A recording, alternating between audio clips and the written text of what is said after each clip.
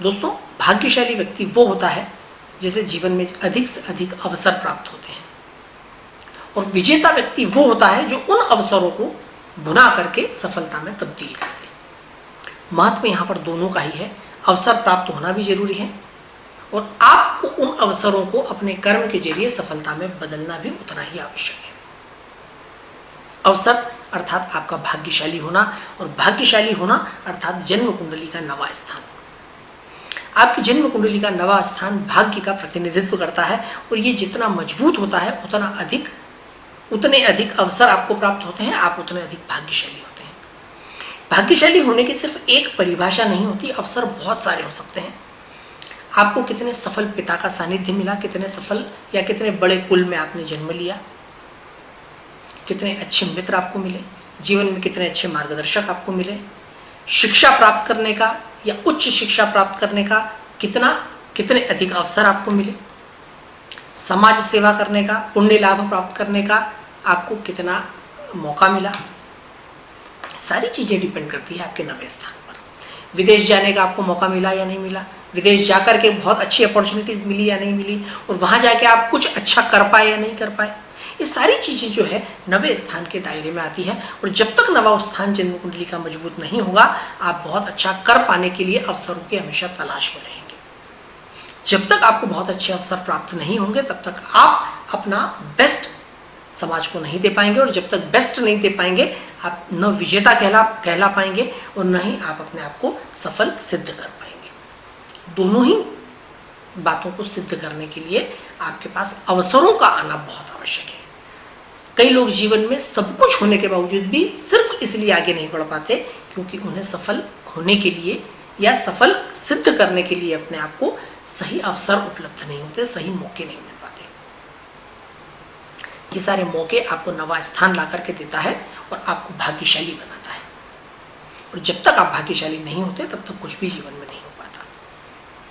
नवा स्थान एक बहुत ही इंपॉर्टेंट हाउस है, और मैं समझता हूं कि जब हम जन्म कुंडली का अध्ययन करें तो जन्म कुंडली का अध्ययन हम इसी बात के लिए करते हैं कि व्यक्ति कितना भाग्यशाली है, कितना आगे बढ़ेगा, कितने अधिक इसको अवसर मिलेंगे या नहीं मिलेंगे, कितनी इसे लक्ष्मी की या श्री की प्राप्ति होगी जीवन में, कितना इसको यश या कीर्ति मिलेगी, कितने अच्छे गुरुओं का सानिध्य मिलेगा, कितने अच्छे मार्गदर्शकों का सानिध्य मिलेगा। हम सब इसी बात के लिए दरअसल जन्म कुंडली का अध्ययन करते हैं, और ये सब अध्ययन करने के लिए सबसे इंपॉर्टेंट हाउस होता है ये देखने के लिए नवा स्थान, कि नवा स्थान इनका कितना मजबूत है।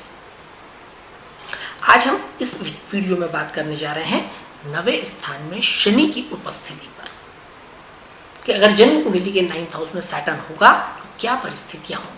दोस्तों, नवा स्थान किन एरियाज को रिप्रेजेंट करता है वो तो हमने बात की। अब हम बात करें सैटर्न किन चीजों को रिप्रेजेंट करता है। सैटर्न गहरी सोच का प्रतिनिधित्व करता है, आपको बहुत गहरी सोच देता है।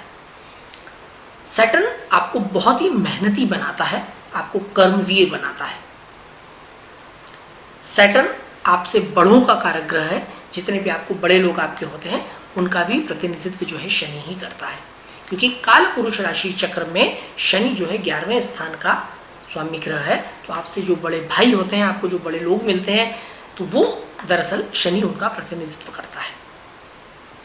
शनि धीमे चलने का प्रतिनिधित्व भी करता है, शनि शनि आगे बढ़ने का, इसीलिए शनि को गहरी सोच का ग्रह कहा गया है। शनि अपने से जो छोटे लोग होते हैं, जरूरतमंद लोग होते हैं, एक मास पब्लिक जो होती है, आम जनता हम जिसे कहते हैं, जरूरतमंद तबका हम जिसे कहते हैं, इन सब का प्रतिनिधित्व जो है शनि करता है। शनि एक फिलोसॉफिकल अप्रोच का ग्रह है, शनि धन का ग्रह भी है, शनि लंबी दूरी की यात्राओं का भी ग्रह है, शनि प्राप्ति का ग्रह भी है। और ऐसी परिस्थिति में जब शनि नवे स्थान में आकर के बैठे तो क्या होगा। आम जो राशि होती है, राशि चक्र होता है, काल पुरुष राशि चक्र हम जिसे कहते हैं, उसमें नवा स्थान जो है 9 नंबर की राशि यानी कि धनु राशि का होता है, जिसका स्वामी होता है गुरु। और गुरु के घर में जब शनि आ जाए तो क्या परिस्थितियां बनेगी।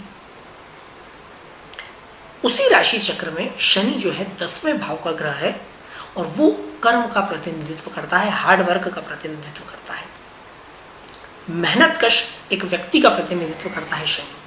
तो जब शनि 10वें भाव का संगम 9वें भाव से हो तो अमूमन ये एक प्रकार का धर्म कर्माधिपति राजयोग निर्मित करता है, अर्थात जो भी कर्म आप करेंगे उसमें आपको धर्म का सहयोग मिलेगा, भाग्य का सहयोग मिलेगा, सारी चीज़ों की प्राप्ति आपको आसानी से होती जाएगी। यहाँ पर कुंडली भी इंश्योर करती है, और कुंडली को बनाने वाला, ज्योतिष शास्त्र को बनाने वाला विधाता भी इंश्योर करता है कि जब आप काम करना शुरू करेंगे तो ईश्वरीय सहायता अपने आप आपको मिलती चलेगी।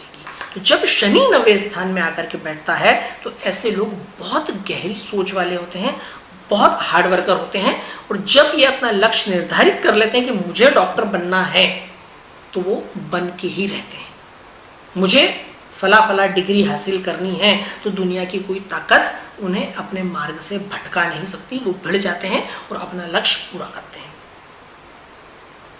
दरअसल यहाँ पर हम शनि की बात करें और Saturn in the 9th house करें तो दोनों चीज़ों को हम जोड़ें, क्योंकि 9वां स्थान भाग्य का सहयोग दिलाता है और शनि जो है वो आपकी मेहनत का प्रतिनिधित्व वहाँ पर कर रहा है। तो इन दोनों का कॉम्बिनेशन होता है Saturn in the 9th house.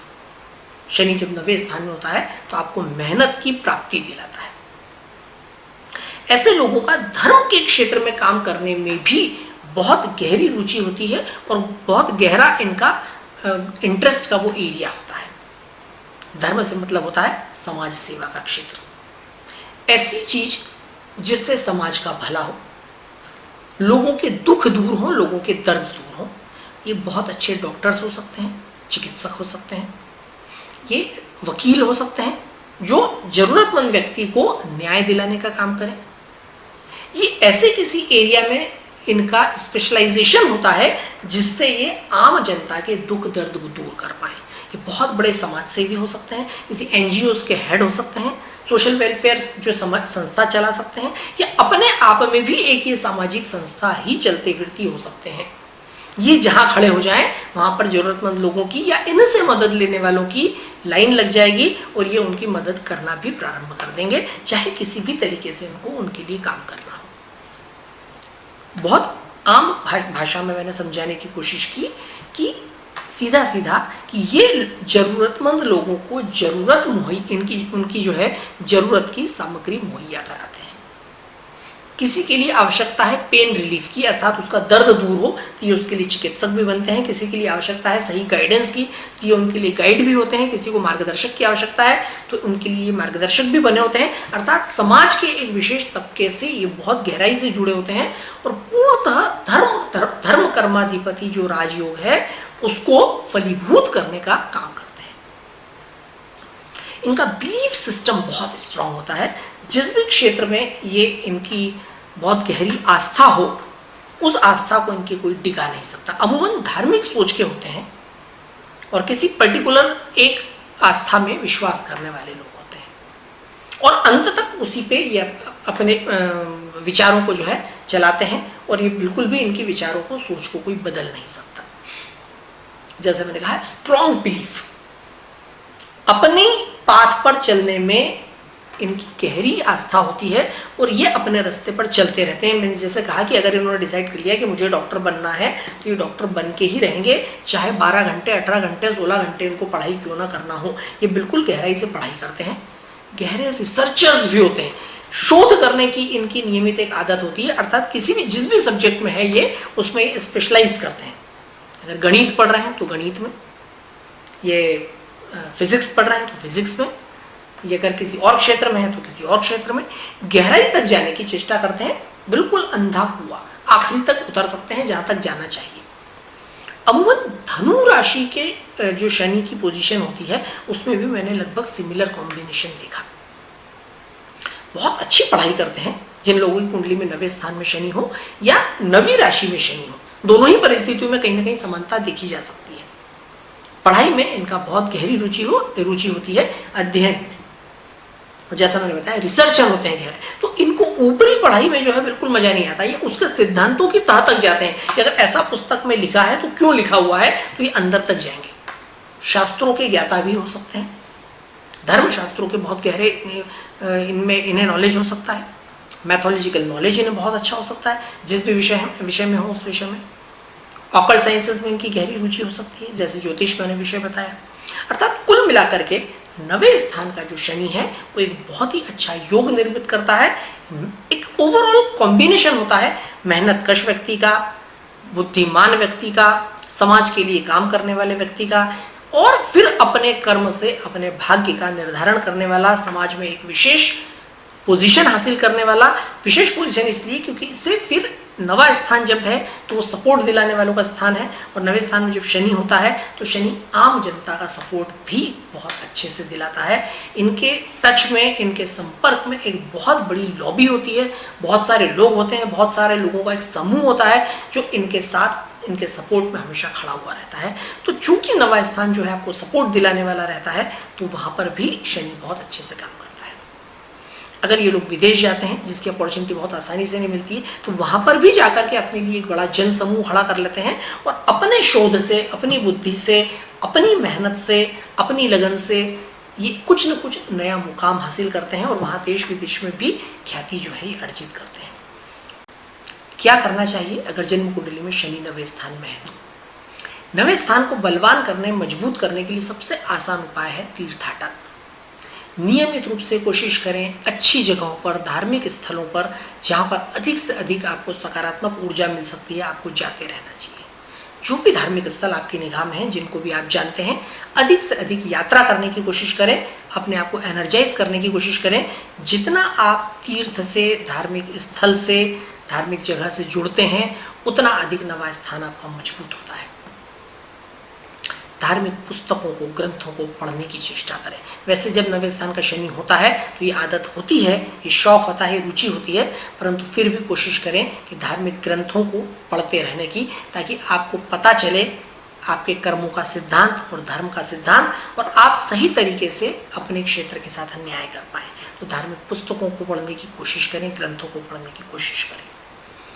अधिक से अधिक संतों के साथ, अधिक से अधिक मार्गदर्शकों के साथ और ज्ञानियों के साथ सत्संग करने की कोशिश करें कि जो आपका शौक है शोध का, तो ज़्यादा से ज़्यादा अच्छा ज्ञानार्जन आप कर पाएंगे और आपका जीवन दर्शन जो है, जीवन दर्शन के प्रति आपका नज़रिया जो है सकारात्मक होगा। सोच आपकी बिल्कुल शुद्ध सही होती जाएगी और सुधरती हुई रहेगी। कहीं भी अगर उसमें कोई त्रुटि है आपकी सोच में, तो वो आप ठीक कर पाएंगे। और क्या करना चाहिए? अधिक से अधिक कोशिश करें कि समाज सेवा की अपॉर्चुनिटीज़ ढूंढें, और जितना भी बड़ा ज़रूरतमंदों का तबका आप अपने साथ जोड़ सकते हैं, किसी न किसी तरीके से अपनी जो भी आपका प्रोफेशनल एरिया है उस एरिया के माध्यम से, या आर्थिक रूप से, या किसी और तरीके से आप लोगों की मदद करते रहें, ज़रूरतमंदों को राह दिखाते रहें, उनको किसी न किसी तरीके से मदद करके उनकी ब्लेसिंग्स प्राप्त करते रहें। ये जो चीज़ें हैं ये मेरे हिसाब से आपके शनि को नवे स्थान में इतना मजबूत बना देगी कि चीज़ें आपके पास, सफलता आपके पास चलती हुई आएगी, आपका पता पूछ करके ढूंढते हुए। और जो थोड़े बहुत भी कुछ अवरोध आपके जीवन में आते हैं, वो अवरोध आपके जीवन से स्वतः ही दूर होते जाएंगे। और एक महत्वपूर्ण चीज़, प्रकृति की सेवा करने की कोशिश करें जितनी अधिक हो सके, और अपने साथ जुड़े लोगों को मोटिवेट करने की कोशिश करें, ताकि आप जितना अधिक प्रकृति का ऋण उतार पाएंगे, नवा स्थान उतना अधिक, उतना मजबूत होगा और आपको उतना अधिक सहयोग करेगा आपके लक्ष्य की प्राप्ति के लिए। धन्यवाद दोस्तों।